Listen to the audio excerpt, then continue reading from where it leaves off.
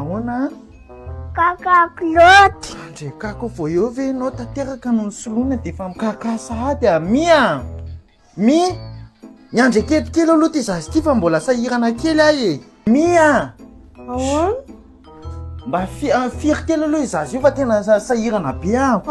any ianareo kosa ave za foana ny asainareo mamita an'io fa zanakareo ange io fa tsy zandrindringa io firy fa za kosa tsy andray maloto isaka mihetsika fa tsy mampanina indri zay mamitra anazy vetivety eo nareo ty mbola hitondra tokantrano nareo dia ny zanaka koe zany izy ny andrasanareo amitra anazy zay foana kosa ve natadavinareo anadio an'io fa nareo zao manao inona manina raha sasany tsika ndri ve mbola sahirana be ahako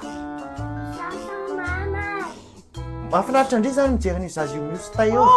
dana sasa fa za tsy mahavita manasa an'io zany mamaly foana nareo ny any aky efa vita amin'ny fiainako e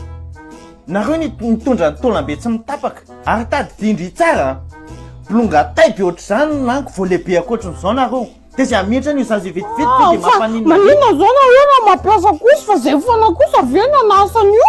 aza dia zatra miaingitraingitra ohatrin'io reky mia ndrika zanaka sinopy sa zanaka mpanan-karena ny andeha hitsingitsingina amin'ny kosy sady tsisy kosy tsara zany tsony zao ndana fao fotsiny izazy io sasao zay tsy ampiasanareo kosy patapo